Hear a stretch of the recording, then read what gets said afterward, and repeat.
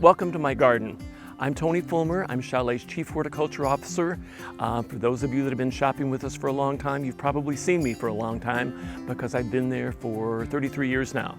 So I'm really honored that someone thought that my garden was special enough that you might be interested in seeing it. So I'm more than happy to share it with you this morning.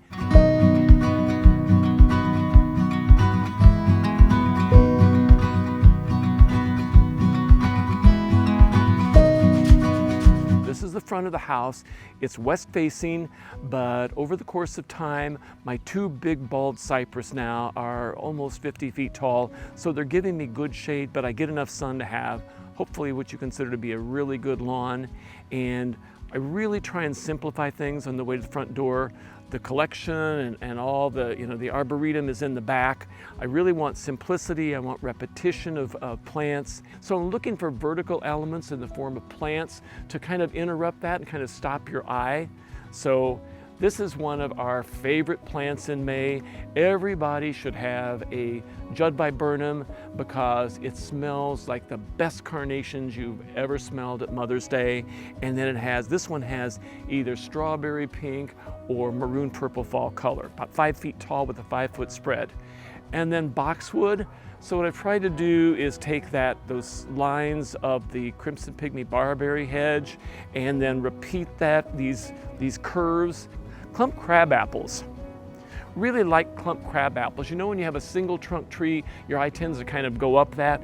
When you have, it's like river birch or white birch. When you have this architecture of multiple stems, it kind of keeps your eye down and creates interest. So this is a variety called Red Jewel, and this is nice in that it has persistent fruit. So I'm always looking for a longer season of interest. This will often keep those little red fruit until well into February. So it's kind of nice to see those hanging on the tree in a snowstorm in the winter. So yews, and I grew up with yews and I respect them and I like them. A lot of people turn their nose up at them, but I think they're very, very serviceable. You can get a wide variety of forms and they're very prunable and they'll do really well in shade. And we have lots and lots and lots of shade. Pachysandra, and then here, another beech. This is a variety called Purple Fountain, and obviously Purple Fountain didn't read the book. It's only supposed to be about 4 to 5 feet wide, and so it's supposed to come with a central branch, central leader, and then all the branches are supposed to be tight against. And when I saw that it wasn't doing that, I should have gotten the pruners out, but I didn't. So this one's kind of broad and whatever. It's kind of sculptural. I really like weeping things, and a lot of people don't. Weeping things or contorted things tend to be a matter of taste, and I found over the years that people either love them or they hate them. This is a conifer. This is a false cypress or chamaecyparis, and this one is rock hardy. So this gets prevailing northwest winter wind. This is 30-some years old now, so it's been through some really bad winters. It never shows any sign of winter damage, and you get this great, great color.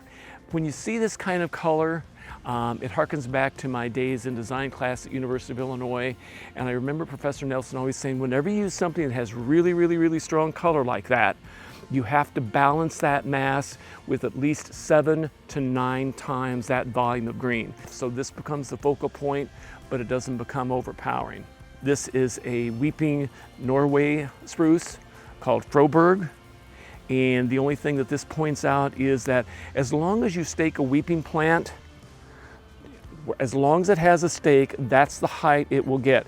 If I do not put an extension on here, this is as tall as it will get, and now this will just continue weeping. And I don't want any more height than this, so this is where I'm going to stop staking it higher and let it just cascade to the ground. I'm really grateful to work at Chalet because it gives me exposure to plants that most other garden centers don't have.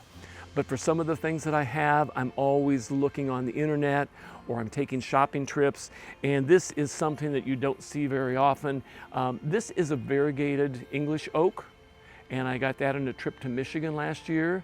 So I think that's very cool. I love that little cream edge on there. Here are my mop-head hydrangeas. So that is Twist and Shout, which is the lace cap, and this is Bloomstruck.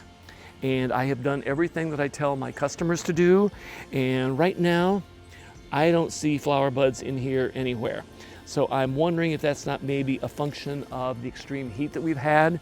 So even though these have already been fed twice, I think there's extreme heat, they're just shutting down. They're just conserving resources. So I may not have flowers on them this year in spite of doing everything that I know possible to make them bloom.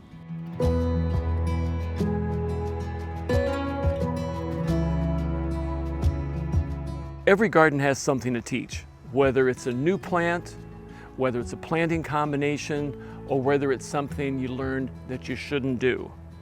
Gardening is not about perfection as much as I would like for it to be. It's evolving, it changes every year. I really appreciate you taking the time and allowing me to share my garden with you today. Hope you enjoyed it.